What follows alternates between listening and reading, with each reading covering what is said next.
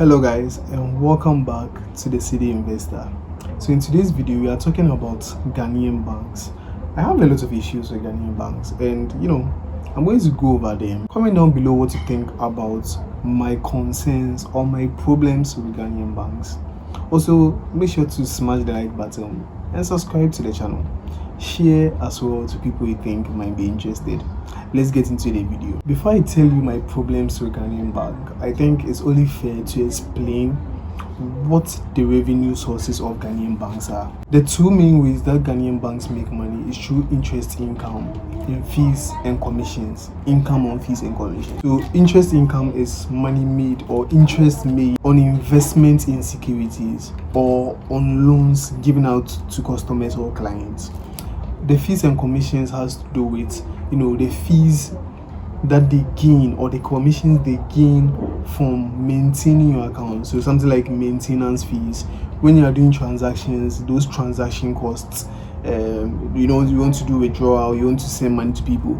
All those fees are revenues that the bank also make, and that also forms part of the fees and commission revenue that banks make.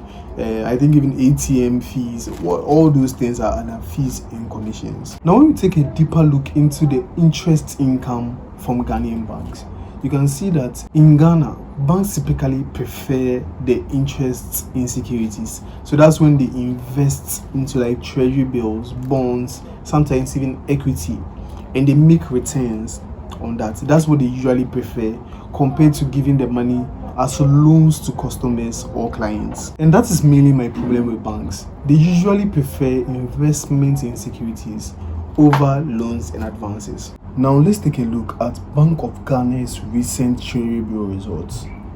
If we look at the recent Treasury bill results held on 8th of August, we can see that the 91-day bill is trading at 10.2. The 182-day bill is trading at 12.25, and the 364-day bill is trading at 13.1.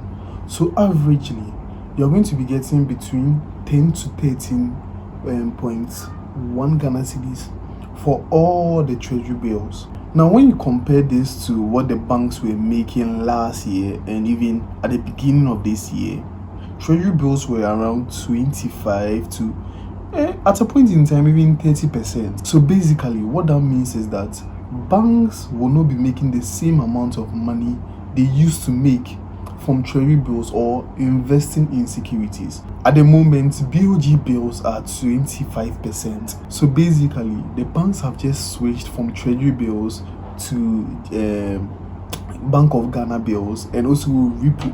It's still the same issue because the BOG bills, even though it's trading at 25% right now, I can promise you that in the next 2 months, 3 months, it's not going to be trading at that point. When interest rates come down, and I don't even understand, this video is about banks. I don't want to tackle Bank of Ghana. It's the traditional banks. All I'm saying is that it's not going to be trading at 25% forever. Within the next 2 to 3 months, it's going to come down to, I promise you, around 12-11%. And at that point in time, banks will be facing the same issue again. You either adapt, or the amount of revenue you'll be making is going to be substantially less compared to last year and even the beginning of this year. I'm someone who always watches the data, and we'll go over the reports, the earnings reports of almost all the big banks in Ghana. And I promise you will see what I'm talking about. So when we look at GCB Bank's report, we can see that interest income went up from 1.4 to 2 billion. Amazing. Like, this is just great to see. Almost everything about this report looks perfect, and essentially it is. Everything is going up. Interest revenue is going up, profit is going up, earnings per share is going up. I think even free cash flow is going up. My equity in the business is going up. So essentially everything is going great. Even when you look at the quantitative disclosures, capital adequacy ratio is going up, which is very good. It means the financial strength of the business is becoming stronger. And we even have non-performing loans going down from 19 to about 13%, which is amazing to see. But when you come to the notes, and this is where I think my points will be substantial. When you look at the net interest income, it gives a breakdown of where the money actually came from, and I think this is very important. We can see that the smallest portion of the money was from cash and short-term funds. So from 51 to 219, it grew very, very great. We have loans, that's also a key revenue source, and it went from 801 to 1.1. I hope that trend continues, because my next point is their biggest revenue source, and that's investment in securities. We have investment in securities going from 1.0 to 1.4. It went from 1.0 to 1.4. And remember what I said, interest rates within that period was between 19 to like 15%. That's when the finance minister started cutting rates aggressively. But then the banks were relying on BOG bills, which was trading at a high rate, and also repos, which became really the norm during that period. So that's how they were able to grow their investment in securities. Now, I would want to see how next quarter, Q3, looks out for GCB, because now rates have gone down massively. And like I said earlier, you can't rely on BOG bills forever. It's going to come down. Repos, you can't rely on it forever. It's going to steadily reduce as interest rates all go down. So what is your next solution? And it comes back to loans. The banks need to get out of their comfort zone. They've been like babied for far too long by both the government, the Bank of Ghana, and the industry itself. They need to start becoming more aggressive when it comes to growing their revenue. You can't be relying on investment in securities for far too long.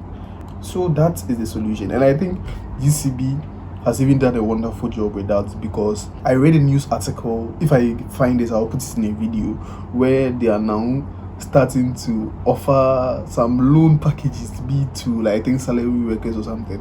I'll put it in a video if I find it, but I think that's a wonderful initiative, and more banks should start doing that. Let's look at another bank, Access Bank. When you look at the net interest income of Access Bank, you can see it went from 220 to 258, a marginal increase. You guys are now seeing what I'm talking about. Because the interest rates are going down, they are failing to massively grow their revenue at the same rate they were doing last year, and even the early parts of this year. Even looking at something like EcoBank, we have them growing from 104 to 1. They actually went down. So net interest income went from 1.4 billion to 1.4.2. You see what I'm talking about? Societe Generale went from 530 to 615. And lastly, we have Standard Chartered Bank, and that's one of the worst ones I saw, apart from Cowbank. I didn't add Cowbank in this video. It went from 737 to 531 million. So they had one of the massive decline in net interest income, and the problems are starting to show up. And I know when it comes to giving out loans, the banks are always scared, and the one problem they always tell us is that non-performing loans are high. And Ghanaians, I will not disagree with that. Sometimes it's our attitude towards credit and loans. You go and take loan and you are failing to pay back. So that's basically my issue or my problem with Ghanaian banks. And I think I've given enough reasons on why they should be giving out more loans. To drive home my point, the last reason I'll give is looking at a bigger, stronger bank like JP Morgan in the United States of America. We can see that one of their biggest revenue, not even one, their biggest revenue source is interest income on loans. And we can see the growth trajectory. Let me just adjust it. We can see from 2022 they made $64 billion. Now till date, June 2025, $193 billion. They have other revenue sources like the trust income, mortgage banking services,